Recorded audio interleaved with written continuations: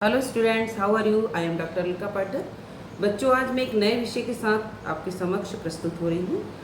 नया विषय है योग शिक्षा। D.Ed सेकेंड ईयर का यह विषय है। इस विषय में मैं एक टॉपिक को लेकर आपसे वीडियो शेयर कर रही हूँ। टॉपिक है शुद्धि क्रियाएँ। शुद्धि क्रियाएँ क्या है? शुद्धि शब्द से ही आप समझ रहे हैं कि शुद्धि। तो शुद्धि किसकी होती है? हमारे शरीर की, हमारे मन की। तो शुद्धि क्रियाएँ क्या होती है? शरीर के जो विष, मल या अन्य जो विकार होते हैं अंदर, तो योग में यौगिक क्रियाओं के जो षटकर्म द्वारा कराए जाते हैं ये शुद्धि क्रियाएं कराई जाती हैं। तो हमारे शरीर में जो मल, जो विकार हैं, उन विकारों को जो 6 क्रियाओं के द्वारा हम शुद्ध करते हैं वो षट क्रिया कहलाती है। तो ये शुद्धि क्रियाएं जो होती हैं 6 प्रकार की होती हैं। उन 6 प्रकारों को मैं बिंदुवार आपके समक्ष उदाहरण द्वारा प्रस्तुत करूंगी कि 6 क्रियाएं कौन कौन सी होती हैं। तो पहली क्रिया होती है धौती क्रिया।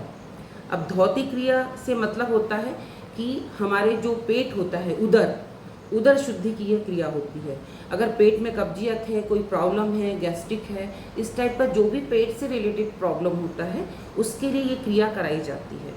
तो धौती क्रिया में ये एनिमा भी यूज़ करा जाता है, या हम जो मुंह के द्वारा एक धौती क्रिया में धागा या मोटा सा कपड़ा बना के डालते हैं और उससे वॉमिटिंग करके भी हम ये उदर शुद्धि कर सकते हैं। तो ये हुई धौती क्रिया। जो नेक्स्ट है वस्ति क्रिया। वस्ति क्रिया कौन सी होती है? जब हमको गुदा शुद्धि करनी होती है। गुदा शुद्धि से मतलब जब हम कोई भी अगर मलमूत्र त्याग करते हैं उस वक्त हमें कोई परेशानी होती है, तब इस प्रकार की शुद्धि का प्रयोग किया जाता है। नेक्स्ट है नेति क्रिया। नेति क्रिया क्या होती है? नेति क्रिया नाक से संबंधित जो अशुद्धि होती है, जैसे साइनस होता है, या हमें किसी सांस लेने में कोई अस्थमा, अगर इस टाइप की कोई प्रॉब्लम होती है, या कफ की प्रॉब्लम होती है, इस प्रकार की क्रिया के लिए हम कौन सी नेति क्रिया कराते हैं? नासिका की शुद्धि के लिए हम नेति क्रिया कराते हैं। नेति क्रिया तो 2 प्रकार से होती है, जल नेति और सूत्र नेति। तो ये 2 प्रकार की क्रियाओं के द्वारा हम शुद्धिकरण करते हैं। अब मैं ये भी बता दूं कि जल नेति कैसे की जाती है। हम नाक से लगा के जल नाक से खींचते हैं और मुंह से निकालते हैं, और मुंह से लेके नाक से छोड़ते हैं। तो ये जल नेति हुई। और दूसरी सूत्र नेति में क्या होता है? कोई मोटा धागा होता है या पतला कपड़ा भी खूब 12 महीन करके हम उसको भी नाक के द्वारा डालते हैं और मुंह के द्वारा निकालते हैं, और मुंह से लेकर हम नाक के द्वारा निकालते हैं। ये सूत्र नेति होती है। ये समझ में आई बच्चों? नेक्स्ट मैं आपको बताऊंगी नौली क्रिया। अब नौली क्रिया क्या होती है? नौली से मतलब नाल। अब नाल से समझ रहे हो आप? पेट में आपने पेट सबका देखो, पेट के अंदर जो नाभि होती है वो नाल से रिलेटेड होती है। तो जो नौली क्रिया होती है वो हमारे नाभि से रिलेटेड होती है, और नाभि से रिलेटेड अगर जो भी प्रॉब्लम है तो उसको शुद्धि के लिए हम नौली क्रिया करते हैं। कि जैसे कभी आपने एक उदाहरण बताती हूँ, जैसे आपने सुना होगा ना कि हमारे ये पेट टर गया है या डूटी खसक गई है, तो उसको स्थान पे बैठाने के लिए ये वाली क्रिया कराई जाती है। नेक्स्ट है बच्चों त्राटक। त्राटक शब्द से ही आपने सुना होगा कि त्राटक क्या होता है।